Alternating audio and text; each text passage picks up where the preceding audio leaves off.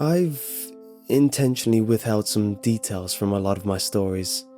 I've let my hopes concerning the way things might be influence my evaluation of the way they actually are. I don't think there's any point to that anymore. At the end of the summer, between kindergarten and first grade, I caught the stomach flu. This has all of the components of the regular flu. However, with the stomach flu, you throw up in a bucket and not the toilet because you are sitting on it. The sickness gets purged from both ends. This lasted for about 10 days. But just before it had passed, the sickness was granted an extension in the form of pink eye. My eyelids were so fused together by the dried mucus generated during the night that the first day I woke with the infection, I thought I had gone blind. When I started first grade, I had a kink in my neck from 10 days of bed rest and 2 swollen, bloodshot eyes. Josh was in another group and didn't have my lunch, so in a cafeteria bursting with 200 kids, I still had a table to myself. I started keeping spare food in my backpack that I would take into the bathroom and eat after lunch, since my school meals were usually confiscated by older kids who knew I wouldn't stand up to them since no one would stand with me. This dynamic persisted even after my condition cleared up, since no one wanted to be friends with me, the kid who gets bullied, lest they have some of that aggression directed towards themselves. The only reason this stopped was due to the actions of a kid named Alex. Alex was in the 3rd grade and was bigger than most of the other kids in any grade. Around the 3rd week of school, he started sitting with me at lunch, and this put an immediate end to the shortage of my food supply. He was nice enough, but he seemed kind of slow. We never really talked at length except for when I finally decided to ask why he had been sitting with me. He had a crush on Josh's sister, Veronica. Veronica was in 4th grade and was probably the prettiest girl in the school. Even as a 6-year-old who fully endorsed the notion that girls were disgusting, I knew how pretty Veronica was. When she was in the 3rd grade, Josh told me 2 boys had actually gotten into a physical fight which erupted out of an argument concerning the significance of the message she had written in their yearbooks. One of the boys eventually hit the other in the forehead with the corner of their yearbook, and the wound required stitches to close. While not one of those 2 boys, Alex wanted her to like him and confessed that he knew Josh and I were best friends. I gathered that he had hoped that I would convey an ostensibly philanthropic deed to Veronica, and that she would presumably be so moved by his selflessness that she'd take an interest in him. If I told her, he would continue to sit with me for as long as I needed him to. Because this was during the time when Josh mostly stayed at my house building the raft and navigating tributary with me, I didn't have the chance to bring it up to Veronica because I simply didn't see her. I told Josh about it and he made fun of Alex, but said that he would tell his sister since I wanted him to. I doubted that he would. Josh was annoyed that people seemed to be so taken with his sister. I remember him calling her an ugly crow. I never said anything to Josh, but I remember wanting to say, even then, that she was pretty and would one day be beautiful. I was right. When I was 15, I was seeing a movie at a place my friends and I had come to call the Dirt Theatre. It was probably nice at some point, but time and neglect had weathered the place severely. This theatre had movable tables and chairs on a level floor, so when the theatre was full, there were very few places you could sit and see the whole screen. The theatre was still open, I imagine, for 3 reasons. It was cheap to see a movie there, they showed a different cult movie twice a month at midnight, and they sold beer to underage kids during the midnight showings. I went for the first 2, and that night they were showing Scanners by David Cronenberg for $1. My friends and I were sitting at the very back. I wanted to sit closer to the front for a better view, but Ryan had driven us, so I relented. A couple minutes before the movie started, a group of girls walked in. They were all pretty attractive, but whatever beauty they might have had was eclipsed by the girl with the dirty blonde hair, even though I had only caught a glimpse of her profile. As she turned to move her seat, I caught a full view of her face, which gave me a feeling of butterflies in my stomach. It was Veronica. I hadn't seen her in a long time.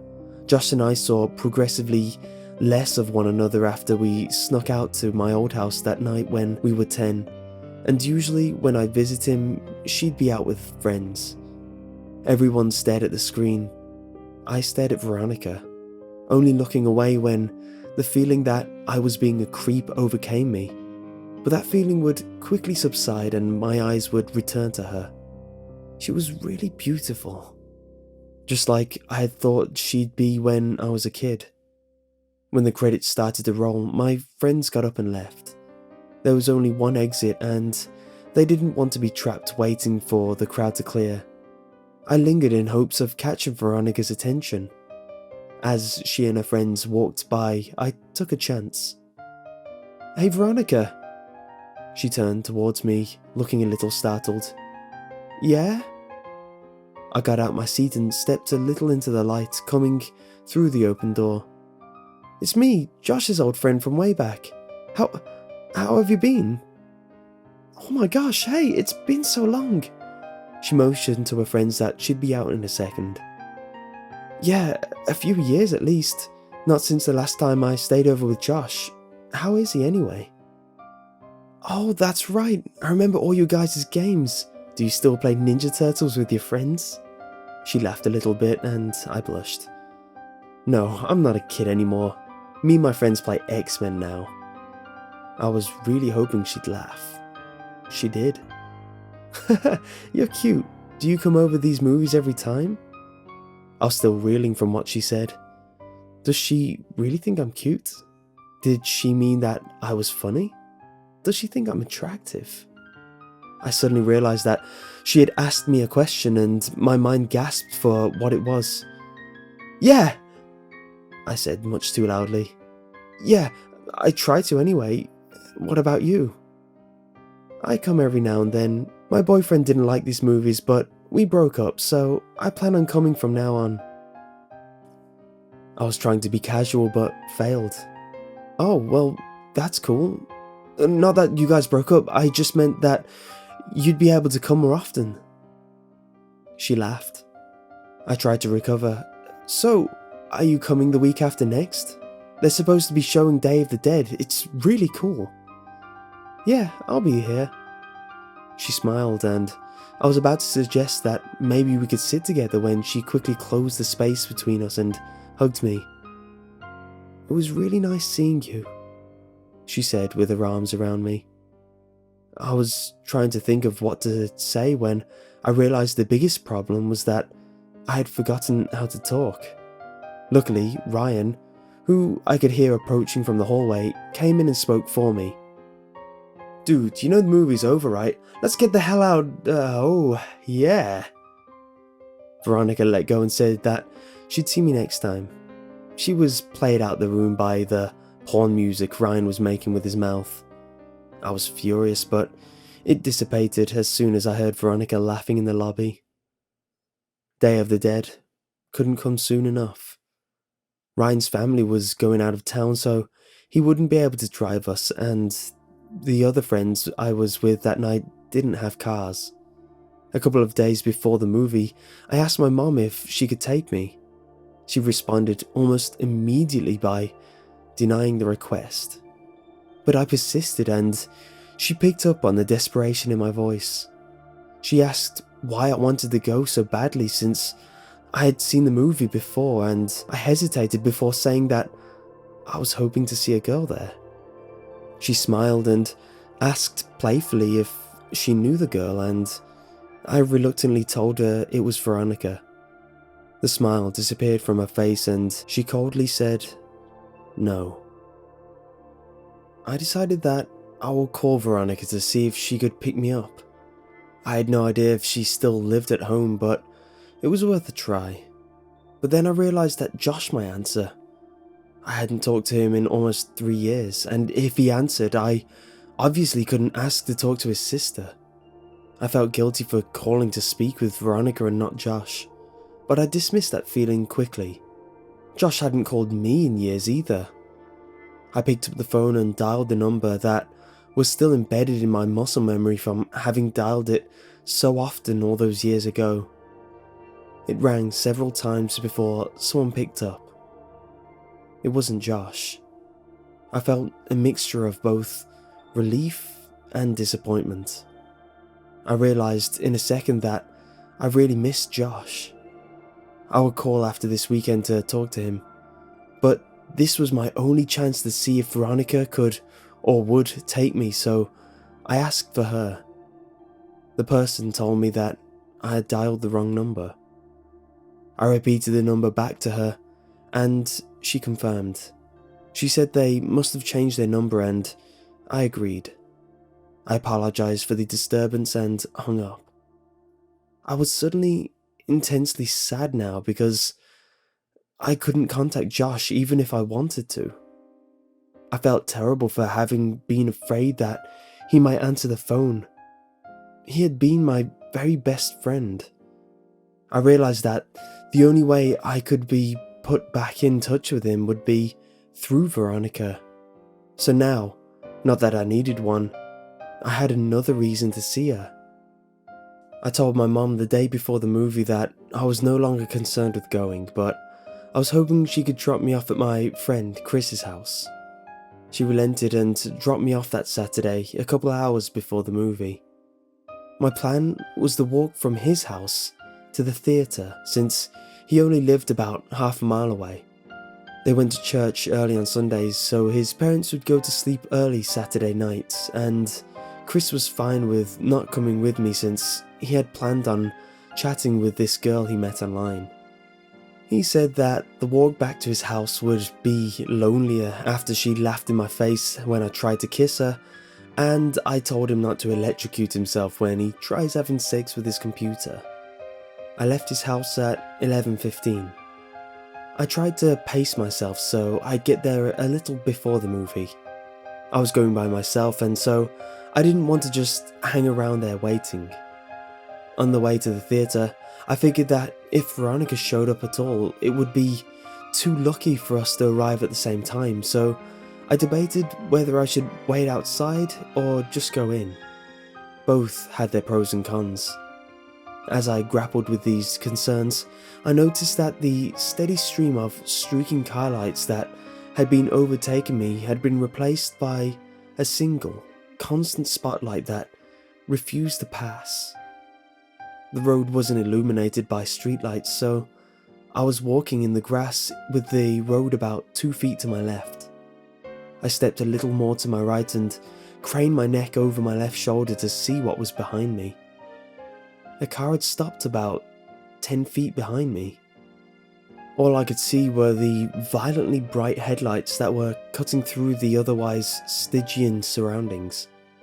I thought that it might be one of Chris's parents. Maybe they had come to check in on us and seen that I was gone.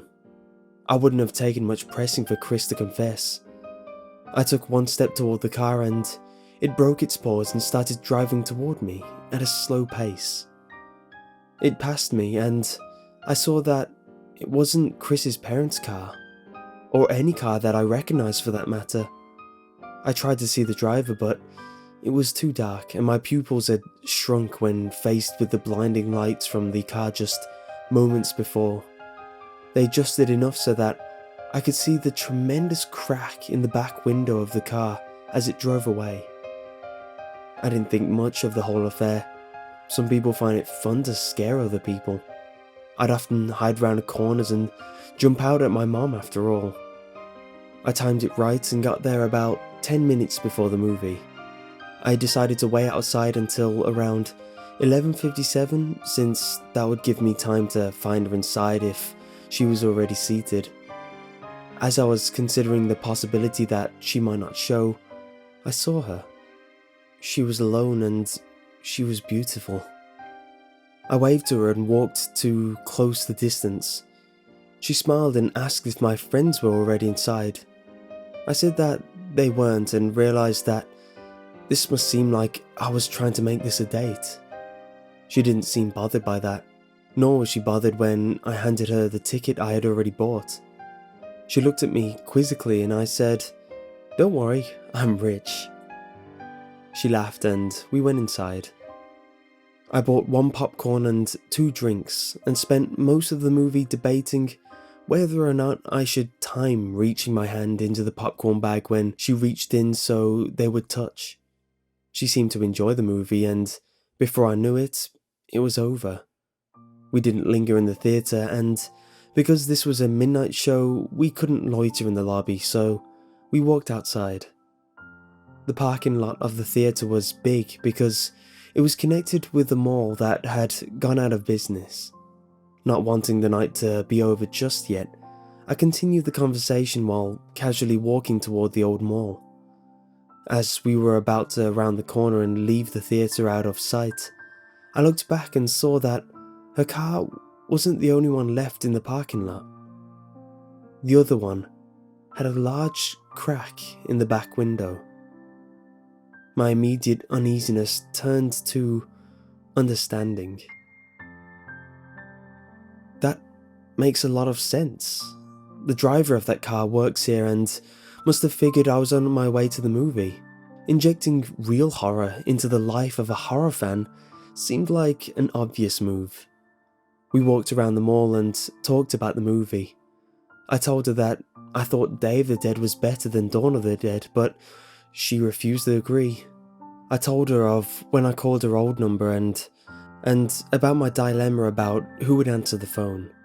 She didn't find it as funny as I did, but she took my phone and put her number in it. She commented that it might be the worst cell phone she'd ever seen. Her evaluation wasn't rescinded when I told her I couldn't even receive pictures on it. I called her so she'd have my number and she programmed it in. She told me that she was graduating, but she hadn't done well in school so far that year, so she wasn't sure if she'd get into college. I told her to attach a picture of herself to the application and they'd pay her to go there just so they could look at her.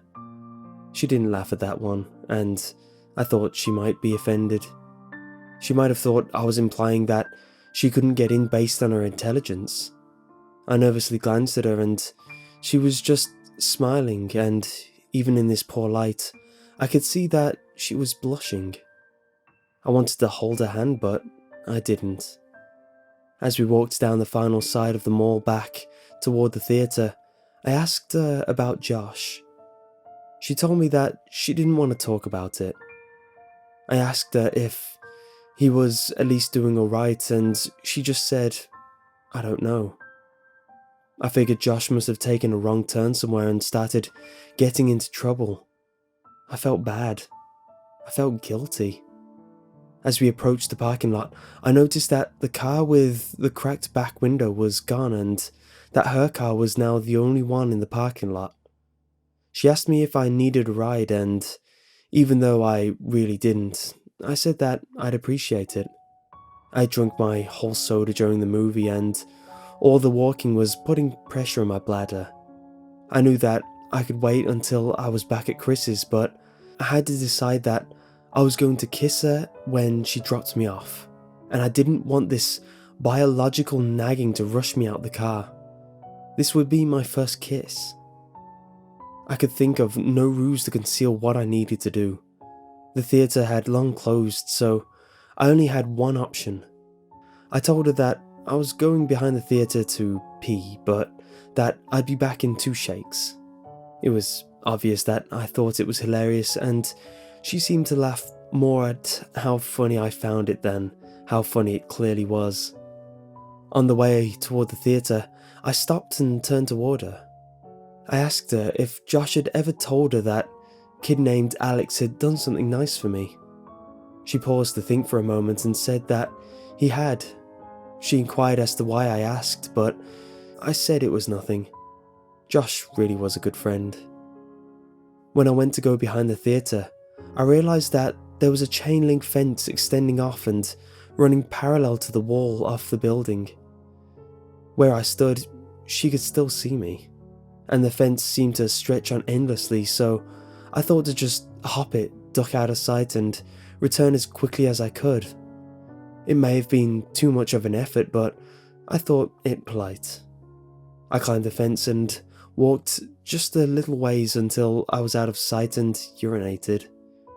For a moment, the only sound were the crickets in the grass behind me and the collision of liquid and cement.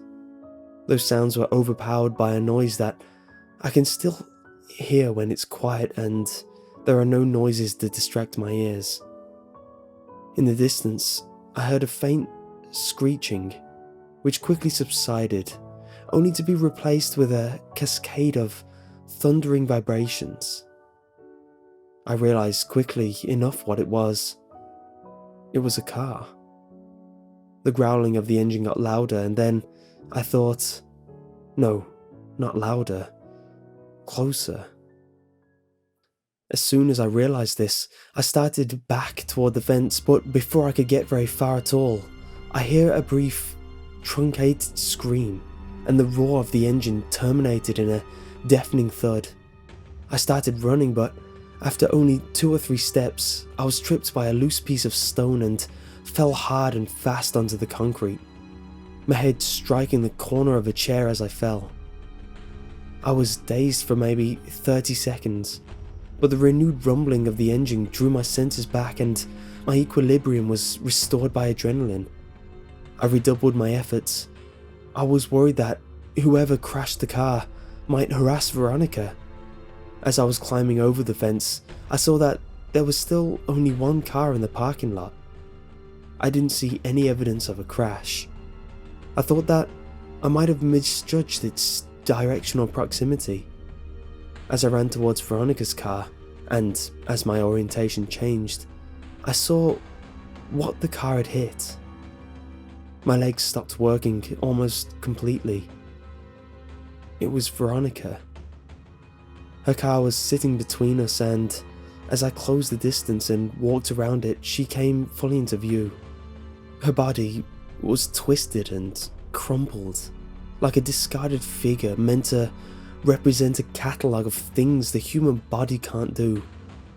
I could see the bone of her right shin cutting through her jeans, and her left arm was wrapped so hard around the back of her head that her hand fell on her right breast. Her head was craned back and her mouth hung widely open toward the sky. There was so much blood. As I looked at her, I actually found it hard to discern whether she was laying on her back or her stomach. And this optical illusion made me feel sick. When you are confronted with something in the world that simply doesn't belong, your mind tries to convince itself that it is dreaming, and to that end, it provides you with that distinct sense of all things moving slowly, as if through sap. In that moment, I honestly felt that I would wake up any minute. But I didn't wake up. I fumbled with my phone to call for help, but I had no signal. I could see Veronica's phone sticking out of what I thought was her front right pocket. I had no choice. Trembling, I reached for her phone, and as it slid out, she moved and gasped for air so violently that it seemed as if she were trying to breathe in the whole world. This startled me so much that I staggered back and fell onto the asphalt with her phone in my hand. She was trying to adjust the body to get it into a natural position, but with every spasm and jerk, I could hear the cracking and grinding of her bones. Without thinking, I scrambled over to her and put my face over hers and said, "Veronica, don't move. Don't move, okay? Just stay still. Don't move, Veronica. Please, just don't move." I kept saying it, but the words started to fall apart as tears came streaming down my face. I opened her phone and it still worked. It was still on the screen where she had saved my number, and when I saw that, I felt my heart break a little. I called 911 and waited with her, telling her that she would be okay, and feeling guilty for lying to her every time I said it. When the sound of sirens tore through the air, she seemed to become more alert. She'd remained conscious since I found her, but now more of the light was coming back to her eyes. Her brain was still protecting her from pain, though it looked as if it was finally allowing her to become aware that something was terribly wrong with her.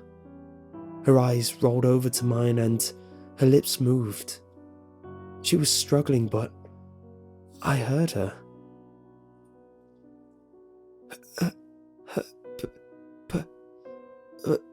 Picture. My picture. He took it. I didn't understand what she meant, so I said the only thing I could. I'm so sorry, Veronica. I rode with her in the ambulance where she finally lost consciousness. I waited in the room that they had reserved for her.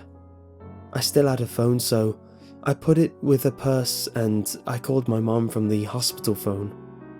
It was about 4 a.m. I told her that I was fine, but that Veronica was not. She cursed at me and said she'd be right there, but I told her I wasn't leaving until Veronica was out of surgery. She said that she'd come anyway. My mom and I didn't speak that much. I told her I was sorry for lying, and she said that we'd talk about that later. I think that had we talked more in that room, if I had just told her about boxes or the night with the raft, if she had just told me more of what she knew, I think that things would have changed. But we sat there in silence. She told me that she loved me and that I could call her whenever I wanted her to come get me. As my mom was leaving, Veronica's parents rushed in. Her dad and my mom exchanged a few words that appeared to be quite serious while Veronica's mother talked to the person at the desk. Her mother was a nurse, but didn't work at this hospital. I'm sure that she had tried to get Veronica transferred, but her condition was prohibitive. While we waited, the police came in and talked to each of us. I told them what happened. They made some notes, and then they left. She came out of surgery and 90% of her body was covered in a thick, white cast. Her right arm was free, but the rest of her was bound like a cocoon. She was still under, but I remember how I felt when I had my cast before kindergarten.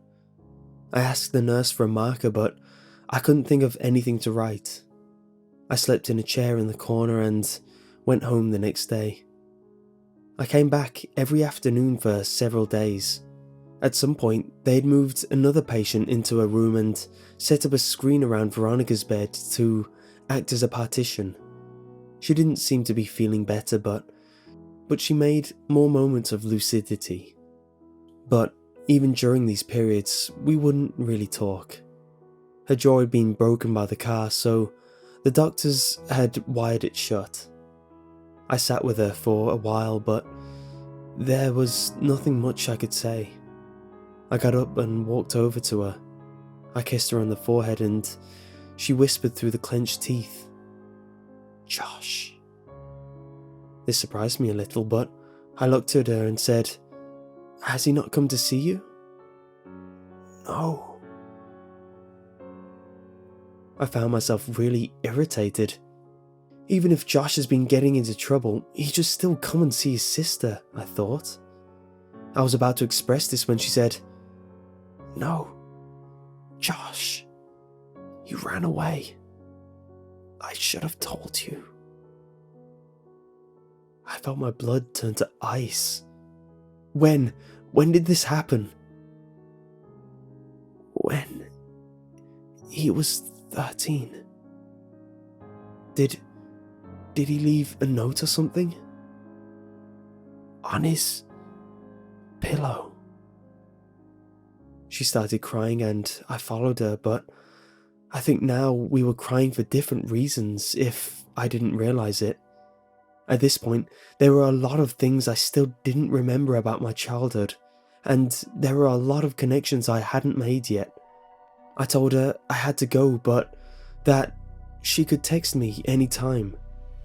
I got a text from her the next day telling me not to come back.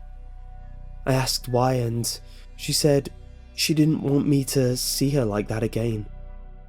I agreed begrudgingly. We text each other every day, though I kept this from my mom because I knew that she didn't like me talking to Veronica. Usually her texts were fairly short and mostly only in response to more lengthy texts that I would send her. I tried calling her only once. I was sure she was screening her calls, but hoped I could hear her voice. She picked up but didn't say anything. I could hear how laboured her breathing was. About a week after she told me not to come see her anymore, she sent me a text, simply read, "I love you." I was filled with so many different emotions, but I responded by expressing the most prevalent one. I replied, "I love you too." She said she wanted to be with me, and that she couldn't wait until she could see me again. She told me that she had been released and was convalescing at her house. These exchanges carried on for several weeks, but every time I asked to come see her, she would say, "Soon." I kept insisting, and the following week she said that she thought she might be able to make it to the next midnight movie. I couldn't believe it, but she insisted that she would try. I got a text from her the afternoon of the movie saying, "See you tonight." I got Ryan to drive me since Chris's parents had found out what happened and said I wasn't welcome at their house anymore. I explained to Ryan that she might be in bad shape, but that I really cared about her, so to give us some space. He accepted that and we headed down there. Veronica didn't show. I'd saved a seat for her right next to me near the exit so she could get in and out easily, but 10 minutes into the movie, a man slid into the chair. I whispered, "Excuse me, this seat is taken." But he didn't respond at all. He just stared ahead at the screen. I remember wanting to move because there was something wrong with the way he was breathing. I forfeited because I realized that she wasn't coming. I texted her the next day asking if she was alright, and I inquired as to why she didn't show the previous night. She responded with what would turn out to be the last message I'd ever received from her. She simply said, "See you again soon." She was delirious, and I was worried about her. I sent her several replies reminding her about the movie and saying it was no big deal, but she just stopped replying. I grew increasingly upset over the next several days. I couldn't reach her at home because I didn't know that number, and I wasn't even sure where they lived. My mood became increasingly depressed, and my mother, who had been really nice as of late, asked me if I was okay. I told her that I hadn't heard from Veronica in days, and I felt all the warmth leave her disposition. "What do you mean?" "She was supposed to meet me at the movies yesterday. I know it's only been 3 weeks since she got hit, but she said she would try to come, and after that, she just stopped talking to me altogether. She must hate me." She looked confused, and I couldn't read on her face that she was trying to tell if my mind had simply broken. When she saw that it hadn't, her eyes began to water and she pulled me toward her, embracing me. She was beginning to sob, but it seemed too intense a reaction to my problem, and I had no reason to think that she particularly cared for Veronica. She drew in a shuddering breath and then said something that still makes me nauseous, even now. She said, "Veronica's dead, sweetheart." "Oh God, I thought you knew." She died on the last day you visited her. Oh baby, she died weeks ago." She had completely broken down, but I knew it wasn't because of Veronica. I broke the embrace and staggered backwards. My mind was swimming. This wasn't possible. I had just exchanged messages with her yesterday. I could only think to ask one question, and it was probably the most trivial I could ask. Then why was her phone still on? She continued sobbing. She didn't answer. I exploded. Why did it take them so long to shut off her goddamn phone? Her crying broke enough to mutter, "The pictures." I would come to find out that her parents thought that her phone had been lost in the accident, despite the fact that I had put it in a purse the night she was brought to the hospital. When they retrieved her belongings, the phone was not among them. They intended to contact the phone company at the end of the billing cycle to deactivate the line, but they received a call informing them of a massive impeding charge for hundreds of pictures that had been sent from her phone. Pictures that were all sent to my phone. Pictures that I never got because my phone couldn't receive them. They learned that they were all sent after the night she died. They deactivated the phone immediately. I try not to think about the contents of those pictures, but I remember wondering for some reason whether I would have been in any of them. My mouth went dry and I felt the painful sting of despair as I thought of the last message I received from her phone. "See you again. Soon."